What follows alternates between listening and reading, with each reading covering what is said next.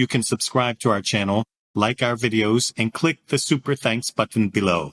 The Israeli army is determined to end Hamas in the Gaza Strip. To this end, the IDF is targeting Hamas's leadership in Gaza. So far, more than 30 Hamas leaders and commanders have been eliminated by IDF strikes. But the IDF is continuing its offensive across the Strip to do more than that.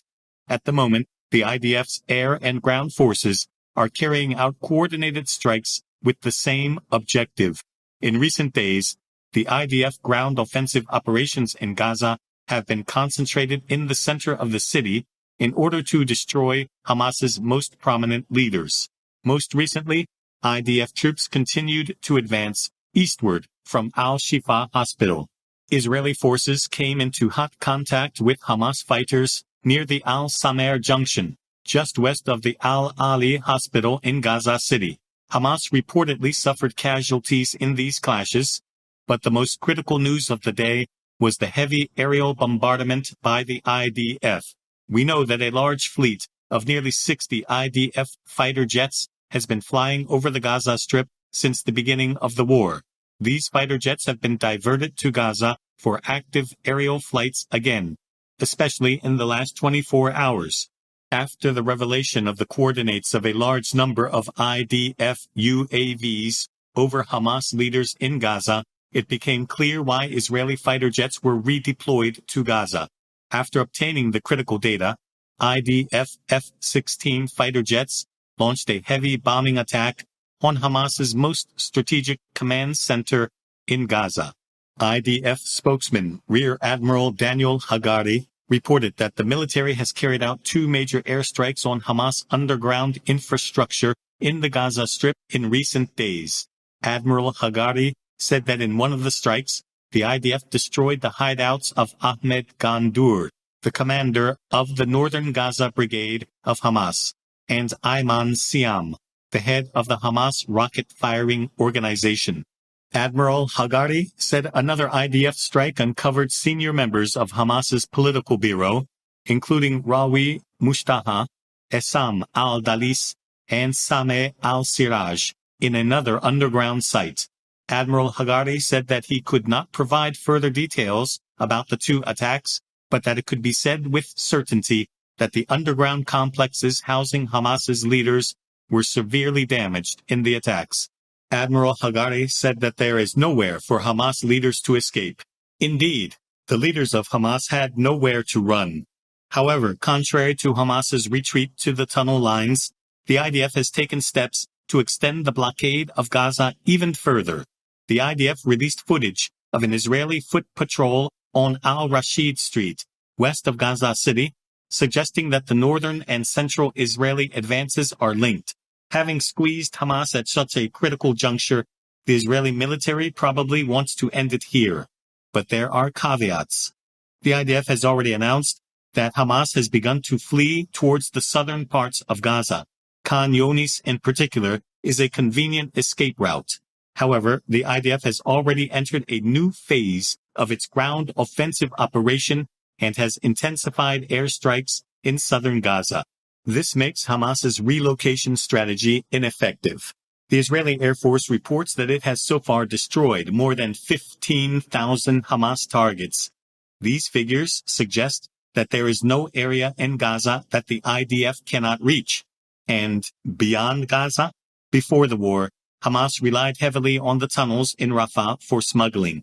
But with the outbreak of the war and the clash is now irreversible for Hamas, the smuggling tunnels in Rafah are considered their last chance. In other words, Hamas could use tunnel lines to move from southern Gaza to Rafah, from where it would smuggle its way into Egypt. This kind of approach can be expected from a government that uses civilians as human shields. In this situation, the IDF needs to be especially vigilant these days in southern Gaza, in the areas between Khan Younis and Rafah settlement. What about the hostages in Hamas's relocation strategy? Hamas will probably use the 250 or so hostages it is holding by force in its escape. The innocent hostages currently held inside the tunnel lines are seen as an escape ticket for Hamas. Despite the involvement of innocent people in such treacherous plans, the IDF is currently limited in what it can do. This is because Hamas can kill hostages in any attack that the IDF may organize on the tunnel lines. For this reason, the IDF is using artificial intelligence robots, trained dogs, and various technological heat detection devices. All this equipment is used to gain intelligence on where Hamas is holding hostages in its underground tunnels. But how will these innocent hostages be freed from the hands of Hamas? Israeli Prime Minister Benjamin Netanyahu recently shared a critical assessment on this issue. Prime Minister Netanyahu stated that there is still no agreement on the release of some of the hostages captured by Hamas during its attacks on October 7th. The Prime Minister also denied false reports that Israel is considering a proposal to release at least 50 kidnapped hostages. Prime Minister Netanyahu added that he had invited representatives of the hostages' families to a meeting with the Israeli War Cabinet this week. Following the hostage study, the Israel Defense Forces said in a statement that the Army's official estimate of the number of hostages held in Gaza is 237. Israel is demanding an end to the war on the condition that all these hostages are released. However, Hamas does not accept this proposal. On the contrary, they choose to kill hostages whenever the IDF attacks intensify. We witnessed a similar situation recently near the Al-Shifa hospital in Gaza City. Hamas left the lifeless body of an Israeli hostage near the hospital. Since IDF forces had been blockading the hospital for several days, the hostage was only discovered during reconnaissance and detection operations in the vicinity. This was the second hostage killed and released by Hamas. It is not clear how safe it is to deal with ruthless hostage-takers like Hamas. This is why Israel has never trusted Hamas's policy on hostages and is unlikely to do so in the days to come.